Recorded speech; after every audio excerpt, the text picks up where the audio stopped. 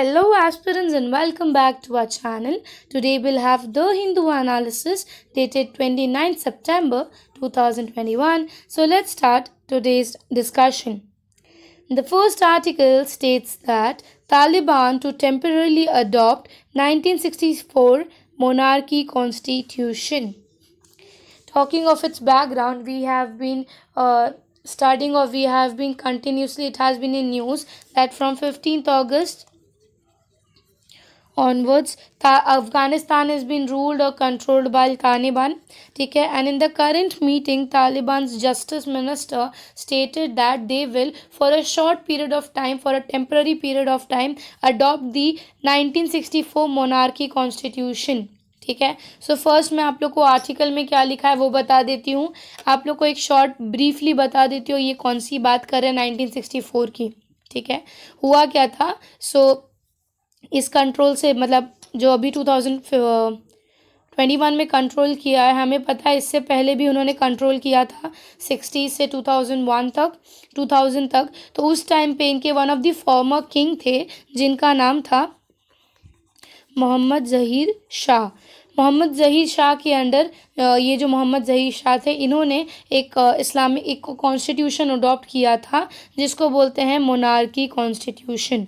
Monarchy constitution क्या है कि एक गवर्नमेंट होगा, वो वर्क करेगा, उसका हेडिंग जो है, उसके हेड हमारे मोनार्क होंगे. ठीक है. और गवर्नमेंट के हिसाब मतलब गवर्नमेंट और किंग दोनों साथ में चलेगा. इसके लिए हम बोलते हैं ना monarchy is the king, constitution is the government. But उन्होंने ये चीज़ भी क्लियरली बोली, अगर टेक्स्ट के मतलब जो 1964 का कॉन्स्टिट्यूशन में अगर ऐसी कोई चीज़ें होंगी जो इनकी शारिया लॉ के अगेंस्ट जा रही हैं तो उसको वो कंसिडर नहीं करेंगे. शारिया लॉ इज़ बेसिकली आप कंसिडर कर सकते हो कि जो इनका इस्लामिक बुक है जिसमें जिस हिसाब से इनकी रूलिंग्स होती है, जिस हिसाब से ये अपने मतलब इनकी लाइफ होती है, वो रूल्स के अगेंस्ट अगर उनके अगेंस्ट कुछ ऐसी चीज़ें होंगी तो उसको एक्सेप्ट नहीं करेंगे. फॉर एग्जांपल 1964 में जब ये मोनार्की इस्टेब्लिश किया था तो उस टाइम पे that was the first time जब वहाँ की वुमेंस को इलेक्शन के लिए वोट दिया था, इलेक्शन करने का मौका दिया था, या लोगों वुमेंस को एनकरेज किया था कि वो पब्लिक ये सब चीज़ों में पार्ट ले सकती हैं. ठीक है. तो दैट राइट वाज गिवन. अब शारिया लॉ के अगेंस्ट उनको ऐसा लगता है कि वुमेंस को उतना पार्टिसिपेशन नहीं देना चाहिए तो वो लोग नहीं देंगे. So according to the law ही फंक्शन करेंगे but on the basis of monarchy constitution. ठीक है. ये थोड़ा सा बैकग्राउंड. पहले आर्टिकल देख लेते हैं आर्टिकल बोल क्या रहा है, फिर एक कॉन्स्टिट्यूशन मोनार्की के बारे में भी शॉर्टली आपको समझा दूंगी. So the Taliban said on Tuesday that they will temporarily adopt the 1964 constitution that granted women the right to vote but eliminate any things that disagree with. ये 1964 में फर्स्ट टाइम था जब अफगानिस्तान में वुमेंस को vote करने का हक दिया था मोनार्की कॉन्स्टिट्यूशन के अंडर. ठीक है. The Talibans acting justice minister issued a statement saying that Islamist plan to introduce a constitution, ठीक है, that had lived in a golden era. 1964 का जो मोनार्की कॉन्स्टिट्यूशन है उसको अफगानिस्तान का गोल्डन एरा भी बोला जाता है. उस टाइम का it was an golden era क्योंकि उतनी हक उतने राइट्स लोगों को दिए थे उस टाइम पे. Nearly 6 decades ago, before the world superpower intervened, the Afghanistan enjoyed a brief period of constitutional monarchy during the reign of Mohammad Zahir Shah. He was a former king of that time, monarch of Afghanistan. The king ratified the constitution a year after coming into power in 1963. And nearly a decade of the parliament before it was thrown. क्योंकि 1973 में हमें पता है डीथ्रो कर दिया था, western power लाया था, गवर्नमेंट सेटअप किया था. 63 से 73 तक इसी वर्क में मोनार्की कॉन्स्टिट्यूशन के हिसाब से वो लोग वर्क कर रहे थे. The 1964 constitution, which gave women to the right of vote for the first time and opened the doors for increasing the participation in politics, would appear an awkward fit with the Taliban's hardline view. क्योंकि अभी के time उन्होंने क्या बोला कि हम आपको वैसा हक नहीं देंगे, बट हाँ कुछ चीज़ें जो मोनार्की कॉन्स्टिट्यूशन के हिसाब से चल रही है वो हम आपको ज़रूर प्रोवाइड करेंगे। The group which Swift the power in mid August, obviously 15 अगस्त को लिया गया था, उन्होंने ये चीज़ बोला कि 1996 से 2001 के बीच में जो जिस हिसाब की चीज़ें थे, ठीक है, उसी हिसाब की चीज़ें इंक्लूडेड होंगी। क्योंकि नाम मैंने जैसे आप लोगों को पहले बताया, जब अफ़गानिस्तान के बारे में अगस्त में हमने देखा था कि वुमेंस को घर से निकलना अलाउड नहीं था, उनके साथ एक मेल मेंबर होंगे तभी उनको निकलना अलाउड था, एजुकेशन प्रोवाइड करने को मना किया था, बाहर निकलने मना किया था। उस हिसाब की ब्रूटलिटी तो नहीं करेंगे, बट उससे थोड़ा सॉफ्ट इन वे में दे विल वर्क, ठीक है।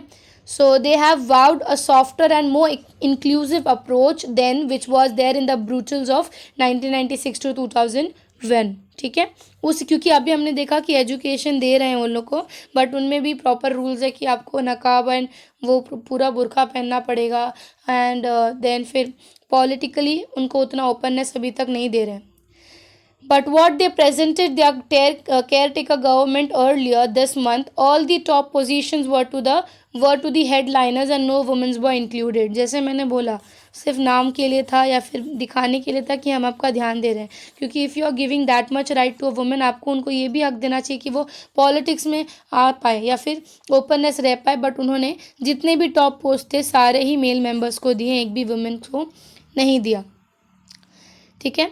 So, but after suffering from the Soviet occupation in 1980s, followed by the civil war and the harsh Taliban rule, Afghanistan once again adopted the constitution. हमने देखा 2001 में US troops आए थे, उन्होंने 2001 में proper आकर आर्मी सेटअप किया।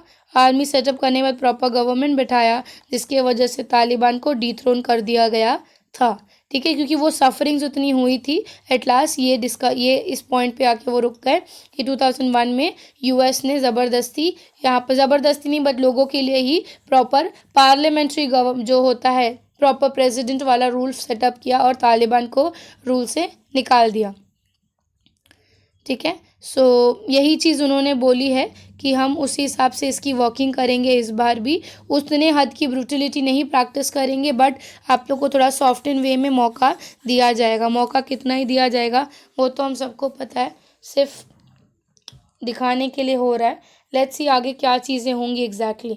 अब आप लोग को मैं मोनार्की कॉन्स्टिट्यूशन या कॉन्स्टिट्यूशनल मोनार्की के बारे में एक शॉर्ट बता देती हूँ कि इसमें होता क्या है, ठीक है।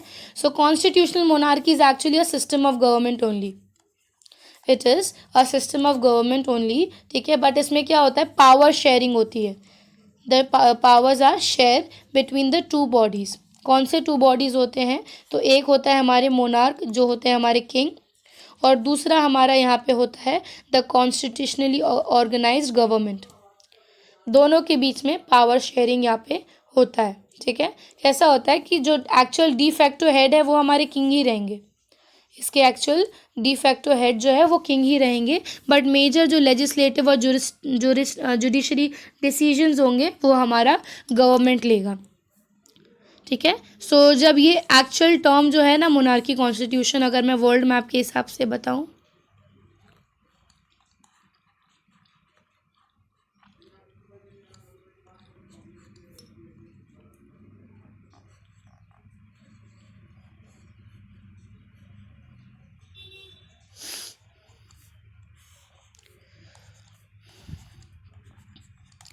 अगर पूरे वर्ल्ड में बताऊं कि ये एक्चुअली कहाँ कहाँ प्रैक्टिस हुआ, तो हमारा जो नदर्न अमेरिका है इस पार्ट में प्रैक्टिस हुआ था, ठीक है। देन हमारे यूरोशियन कंट्रीज़ में भी प्रैक्टिस हुआ, जैसे कि नॉर्वे, स्पेन, ठीक है। फिर थोड़ा सा ये वाला पार्ट, क्योंकि हाँ ये प्रॉपर अब अगर बताऊं तो हमारा वेस्टर्न यूरेशिया में प्रैक्टिस हुआ था, नॉर्थ अमेरिका में प्रैक्टिस हुआ था, ऑस्ट्रेलिया में हुआ था, ठीक है। और हमारे यहाँ पे बात करो तो थाईलैंड में भी प्रॉपर मोनार्की कॉन्स्टिट्यूशन प्रैक्टिस हुआ था ड्यूरिंग दैट टाइम, ठीक है। So the constitutional monarchy is a system of government in which a monarch shares the power with the constitutionally organised government, ठीक है।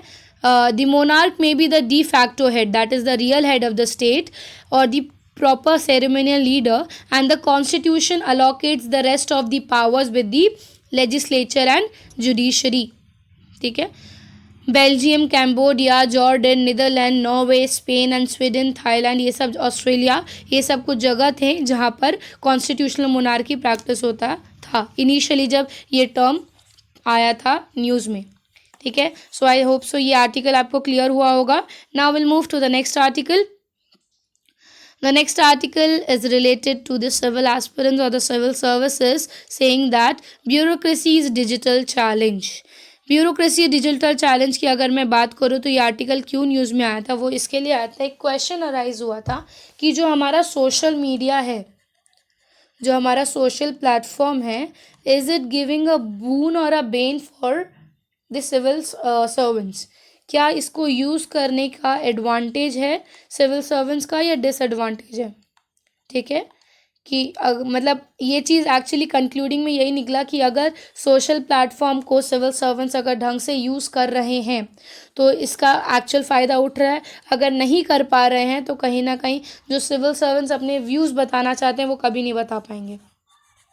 क्यों? तो वो आर्टिकल के थ्रू जाते हैं। ये इसके लिए बोला जाता है क्योंकि आज के टाइम पे सबसे बेसिक देखा जाए, अभी हमारा रिसेंटली 2020 का मेंस रिज़ल्ट निकला। ठीक है, पहले के टाइम पे जो रिज़ल्ट्स निकलते थे उनके जो सेमिनार्स होते थे, लोगों को वहाँ जाना पड़ता था ताकि ये जो पास आउट्स हैं उनके बारे में सुन सके, उनकी स्ट्रैटेजी सुन सके। बट आज के टाइम पे social media has given a platform कि आप घर पे बैठे बैठे उनकी सारी चीज़ें जान सकते हो कि उनकी स्ट्रैटेजी क्या थी, कितने घंटे वो लोग पढ़ाई करते हैं, क्या व्यूज़ बताना चाहते हैं वो लोग, सोसाइटी में क्या क्या इश्यूज़ हैं, उनके इंटरव्यू कैसे गए थे, ये सब चीज़। So why is this happen? Because of the social media. Social media ने हमारा काम आसान कर दिया है। कहीं ना कहीं सोशल मीडिया की वजह से सिविल सर्वेंट्स जो होते हैं, जो हमारे ब्यूरोक्रेट्स होते हैं, वो आराम से सारी नॉलेज दे पाते हैं लोगों को बता पाते हैं कि वो क्या क्या प्रॉब्लम फेस हो रहा है या क्या सिचुएशन चल रहा है इंडिया में करेंटली।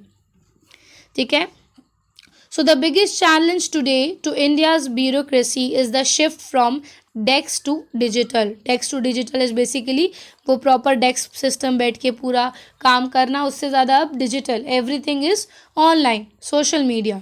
ठीक है, to use or not to use the social media is the biggest question for all the bureaucrats, for all the civil servants. ठीक है, there are two opinions on the use of social media by the civil servants. ठीक है, क्यों? क्योंकि ये बोल रहे हैं कि या तो इसका एडवांटेज हो सकता है या तो उसके डिसएडवांटेजेस भी हो सकते हैं। Why? Because the civil servants who are in the the civil servants who are in the favor of social media in the official capacity can argue the anonymously and define the features of Indian bureaucracy. ठीक है, आज के time पे हमें कैसे पता चल जाता है कि इंडियन ब्यूरोक्रेसी का सिस्टम कैसा है, क्या चल रहा है, कितनी हद तक फंक्शनिंग हो रही है? Is it because of social media? Bureaucrats अपना मैसेज पहुँचाने में सक्सेसफुल रहते हैं, शायद इसके लिए हमें पता चल जाता है। So it is true that many civil servants have become accessible to the common people and public services delivering issues has been resolved through the use of social media. So social media has created a positive outlook. It has created a positive outlook towards an institutions, and social media has increased the awareness among the people. About the government policies and program. जैसे हमें सबसे basic चीज़, कुछ time पहले एक series आया होगा, पता नहीं, बीइंग एन एस्पिरेंट, लोगों को बहुत मन था, जो ये था यूपीएससी एस्पिरेंट। उसमें हमने क्या देखा? That was a real incident. एक ब्यूरोक्रेट बता रहे थे कि when ever you use a plastic bottle, वो सीन अगर मोस्टली आप लोगों ने देखा होगा, नहीं देखा होगा तो यूट्यूब पे डालना, रियल आपको जो एक्चुअल ब्यूरोक्रेट थे उनका वीडियो आ जाएगा। वो लोगों को बता रहे थे, तो क्या उनको ऑनलाइन मतलब फेस टू फेस बताना पड़ रहा था ये चीज़, बट कहीं ना कहीं अवेयरनेस था। वही चीज़ ऑनलाइन एक वीडियो बनाकर अगर वो डाल देंगे, बहुत लोगों को इन्फॉर्मेशन पता चल जाएगा। ठीक है, so awareness, a positive outlook and knowing about all the programs and policies of government. ठीक है, but social media has also does more. It provides an opportunity to the bureaucrats to shape the public discourse, discourse and engage the people while politically neutral. At the time when the tendency among the political executive is to receive the remark. इसमें और एक चीज़, तो ये सब हमारे advantages हैं जो कि अगर हमारे ब्यूरोक्रेट सोशल मीडिया यूज़ करेंगे तो होते हैं, ठीक है। और एक चीज़ इधर बताया है कि इंडिया में जो इंडिया की ब्यूरोक्रेटिक सिस्टम है वो किस मॉडल पे चलती है, तो वो चलती है वेबमिंस्टर ब्यूरोक्रेसी। ये जो वेबमिंस्टर ब्यूरोक्रेसी है ये बहुत सारे अलग अलग जगहों पर भी मॉडल यूज़ किया जाता है, बट इंडिया की जो ब्यूरोक्रेसी है वो इसी मॉडल पे फंक्शन करती है, ठीक है। सो एक गवर्नमेंट के लिए एक इंडिपेंडेंट पर्सन बनकर आप सारी चीज़ें बता सकते हो कि क्या सच है, क्या गलत है, क्या फेक है, क्या रियल न्यूज़ है, ठीक है, क्या पब्लिक पोलिंग सिस्टम्स वाले सारी चीज़ें। In such a scenario, the bureaucracy, which is expected to be epitome of the public value and storehouse of the fact, shouldn't be expected to govern in private, ठीक है, ताकि लोगों की help इससे हो सके। लास्ट पॉजिटिव फैक्ट में ये चीज़ बताया जाता है, the use of social media is gradually getting institutional in the Westminster system model countries, ठीक है। जैसे कि सब एक एग्जाम्पल यहाँ पे दिया है, आप लोगों ने बहुत लोगों ने सुना होगा ब्रेक्जिट के बारे में, that is Britain exiting from the European union, ठीक है। तो जब ये चीज़ हुआ था कि ब्रिटेन ने यूरोपियन यूनियन से एग्जिट लिया था, उस टाइम पर वहाँ के जो सिविल सर्वेंट्स थे, वहाँ के जो ब्यूरोक्रेट्स थे, सोशल मीडिया पर आके उन्होंने क्लियरली अपने व्यूज़ बताए कि क्या यह डिसीजन सही था या क्या यह डिसीजन गलत था। तो शायद लोगों जिनको ब्रेक्जिट का मतलब भी नहीं पता होगा, by looking at there videos उनको क्लियरली समझा कि क्या चल रहा है वहाँ पे, ठीक है। During the Brexit debates in the UK, many civil servants shaped the public debate through a use of social media, even while remaining the politically neutral. उन्होंने किसी गवर्नमेंट को फेवर नहीं दिखाया बट क्योंकि ब्यूरोक्रेट्स का काम क्या होता है, एक्चुअल ब्यूरोक्रेट कौन होता है, जो अपना जवाब ऐसा दे कि वो किसी को फेवर ना कर रहा हो, जो एक्चुअल चीज़ें हैं वो बता रहा हूँ। Anonymity opaqueness has already been watered down by the right of information of act, ठीक है। पहले एक ट्रांसपेरेंसी नहीं था लोगों, मतलब हमारे इंडियन गवर्नमेंट, बट हमारा राइट टू इंफॉर्मेशन एक्ट जो है 2005 वो आने के बाद कहीं ना कहीं एक ट्रांसपेरेंसी और आ चुका है इंडियन गवर्नमेंट में, इंडिया ब्यूरोक्रेसी सिस्टम में या हमारे मॉडल में, ठीक है। नेक्स्ट आता है accessibility and accountability. Accessibility and accountability की बात अगर हम करें तो कहाँ कितने जगह पर ये भी है कि उसका प्रॉपर यूज़ नहीं कर पा रहे हैं। कितने बार सिविल सर्वेंट्स जो हैं, जो ब्यूरोक्रेट्स हैं, वो खुद के प्रमोशन के लिए सोशल मीडिया यूज़ करते हैं, जिसको वो लोग नाम देते हैं अकाउंटेबिलिटी एंड एक्सेसिबिलिटी। अगर मैं मुझे मेरे वेबसाइट मतलब मुझे ये सोशल मीडिया पे अलाउ किया तो मैं यूज़ करूँगा। वो खुद को प्रमोट करने के लिए, खुद के परफॉर्मेंस को नरेटिवली दिखाने के लिए भी यूज़ करते हैं, ठीक है। I am not talking about everything, but कहीं ना कहीं एक रॉन्ग नोशन बन जाता है सोसाइटी में इस चीज़ के बारे में, ठीक है, कि पब्लिक कॉन्शियसनेस या सोशल मीडिया को जो है वो सिविल सर्वेंट्स यूज़ कर रहे हैं और making them more accountable. Social media में भी improved accessibility and accountability, but it is important to note that civil servants are at the advantages to share the information. एक या दो शायद हमारे डिसएडवांटेजेस निकले होंगे ब्यूरोक्रेसी के डिजिटल चैलेंजेस में, बट सारे तो हमारे पॉजिटिव एडवांटेजेस ही निकले हैं। And therefore it is said that bureaucracy should use social media to improve the public policies if their roles are independent advisor. If they don't use it, it can be threatened, ठीक है। So digital challenges उतना नहीं है, हम उसको हमारे पे depend करता है हम कितने हद तक लोगों को इससे बता पाए या लोगों के बीच में अवेयरनेस ला पाए, ठीक है। Now will move to the next article. The next article means that states that bypolls to 3 Lok Sabha 30 assembly seats on October 30, that is कल। बाईपोल का मतलब बता देती हूँ सबसे पहले, ठीक है। फॉर एग्जाम्पल मैं लेती हूँ इंडिया की बात करते हैं। इंडिया के एक प्रेसिडेंट रहे, ठीक है, कंसिडर कर लेते हैं, कंसिडरली हाँ करेंटली हमारे जो श्री रामनाथ कोविंद हैं उनको, रामनाथ सर को हम ले लेते हैं कि रामनाथ सर करेंटली हमारे प्रेसिडेंट है, ठीक है, प्रेसिडेंट है। इनका टर्म जो है 2014 से कंसिडर कर लीजिए 2019 तक है, 5 साल का है। 5 साल के बीच में बाई चांस कुछ भी रीज़न, शायद उन्होंने रिज़ाइन दे दिया या कुछ रीजंस हो गए कि इनकी पोस्ट खाली हो चुकी है करेंटली, फिर मतलब कंसिडर कर लेते 2016 में ऐसा कुछ हुआ कि अब प्रेसिडेंट की पोस्ट खाली हो चुकी है, वेकेंट है, तो हम क्या करेंगे? तो किसी भी जर्नल इलेक्शंस के बीच में अगर हम इलेक्शन रखते हैं उसे हम बोलते हैं बाईपोल, ठीक है। बाईपोल इज हमारा जो ड्यूरेशन था, हमारा जो टाइम ड्यूरेशन था, जो प्रॉपर एक इंसान का ड्यूरेशन था उस वॉकिंग में, उसके बीच में अगर आप इलेक्शन रख रहे हो दैट इज बाईपोल। जैसे हमने कुछ टाइम पहले देखा था वेस्ट बंगाल में ममता बनर्जी जो है वो ये बोल रही थी कि हमें बाईपोल इलेक्शन चाहिए क्योंकि डिसीजन जो है बायस थे, ठीक है। तो बाईपोल इलेक्शन कब होते हैं? जब किसी भी मिनिस्टर्स के किसी भी सीट्स असेंबली का एक टाइम ड्यूरेशन है 5 या 6 साल का, और उसके बीच में अगर आप उसी पोस्ट के लिए इलेक्शन करवा रहे हो, it can be of any reason, for resignation, for death और एनीथिंग, तो उसको हम बोलते हैं bypoll.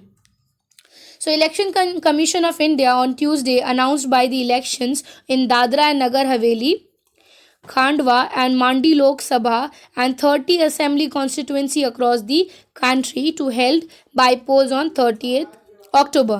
The votes will be counted on 2nd November. Commission has reviewed the situation related to pandemic, flood, Gulab, cyclone, festivals, said ECI, that is Election Commission of India.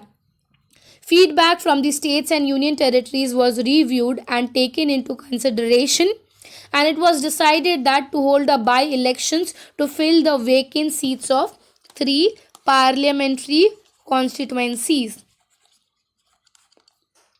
ठीक है, दादरा नगर हवेली है, दमन दीव है, और मध्य प्रदेश, दादरा नगर हवेली, दमन दीव, ये एक ही आ गया पूरा, क्योंकि इन दोनों ही यूनियन टेरिटरीज को मिला के एक टेरिटरी बना दिया, ठीक है। जो हाँ सबसे बड़ी चीज़ हो जाती है, अगर करेंटली मैं आप लोग को पूछूं कि इंडिया में कितने स्टेट्स एंड यूनियन टेरिटरीज हैं, लोग कोई यूनियन टेरिटरीज बोलेगा 8, कोई बोलेगा 9, कोई बोलेगा 7, ठीक है। करेंट हमारे पास कितने थे? पहले हमारे पास 28 थे, ठीक है, 28 थे। फिर तेलंगाना जब बने तो हमारे 29 हो गए थे, ठीक है, 29 हमारे स्टेट्स हो गए थे। यूनियन टेरिटरीज हमारे कितने थे? हमारी यूनियन टेरिटरीज 7 थे, ठीक है। फिर किया क्या? जम्मू कश्मीर जो हमने देखा, ठीक है, तो जम्मू कश्मीर को अलग कर दिया, ठीक है, तो ये कम हो गया, एक ये वापस से 28 हो गया। क्यों? क्योंकि जम्मू कश्मीर को जब अलग किया तो लेह लद्दाख जो हमारा है, लेह और कश्मीर, उसको बढ़ा दिया, 2 यूनियन टेरिटरीज बना दिए, तो ये हो गया 9। सो करेंटली फिर अभी हमारे 9 हो गए ये चीज़। और उसके बाद हमने क्या देखा? उसके बाद देखा दादरा एंड नगर हवेली और दमन दीव, ये दोनों ही जो अलग अलग यूनियन टेरिटरीज थे उसको भी कट, जो 2 अलग थे उसको वापस से एक बना दिया है। सो करेंटली 8 यूनियन टेरिटरीज हैं, ठीक है, वो चीज़ क्लियर रखना आप लोग। सो एक दादरा नगर हवेली और दमन दीव की कॉन्स्टिट्यूएंसी है, एक मध्य प्रदेश की कॉन्स्टिट्यूएंसी है, और एक हिमाचल प्रदेश की कॉन्स्टिट्यूएंसी है। इन टोटल 30 सीट्स वेकेंट्स हैं, तो उसको भरने के लिए बाईपोल इलेक्शन का ऑर्डर दिया है इलेक्शन कमीशन ऑफ इंडिया ने, ठीक है। So the assembly seats that will go on poll are from each of the 30 vacancies in assembly constituencies of the various states. उसके बाद अलग अलग असेंबली सीट्स भी बताए हैं इन टोटल। ये हमने 3 कॉन्स्टिट्यूएंसी देखी थी, Andhra Pradesh, Haryana, Maharashtra, Nagaland, Telangana, 2 each from Bihar, Karnataka, Rajasthan, 3 from Himachal Pradesh, Madhya Pradesh and Meghalaya, 4 from West Bengal, 5 from Assam. बहुत सारे जगह पे सीट्स खाली है, इन टोटल 30 सीट्स खाली हैं, जिसकी वजह से ऑल ओवर इंडिया में इलेक्शंस होने वाले हैं कल, ठीक है। So that is the thing. अभी अगर ये आर्टिकल आया है, सो ये आर्टिकल में आप लोग को जानना ज़रूरी था कि बाईपोल होता क्या। बाई चांस क्वेश्चन ये आया कि व्हाट इज़ बाईपोल, तो यू शुड अंडरस्टैंड कि बाईपोल का एक्चुअल मतलब क्या होता है, उसका एक्चुअल डेफिनेशन क्या होता है, Now we'll move to the next article. The next article shows that lockdown slowed green energy push. कुछ टाइम पहले ही हमने पढ़ा था जब हमारी मीट्स हुई थी इंटरनेशनली, उसमें ये देखा गया था कि इंडिया जो पावर जनरेशन है वो सक्सेसफुल कर पा रहा है, जितना एम था उतना उससे ज़्यादा कर पा रहा है. बट करेंटली जो हमारा रिपोर्ट आया था, ये जो रिपोर्ट है, this report was given by institute for energy economic finance analysis report. ठीक है, ये रिपोर्ट के तहत ये चीज़ देखा गया कि बिकॉज ऑफ द लॉकडाउन हम जितना ग्रीन एनर्जी प्रोड्यूस कर पा रहे थे वो नहीं कर पा रहे हैं, because of the lockdown situation going all over India.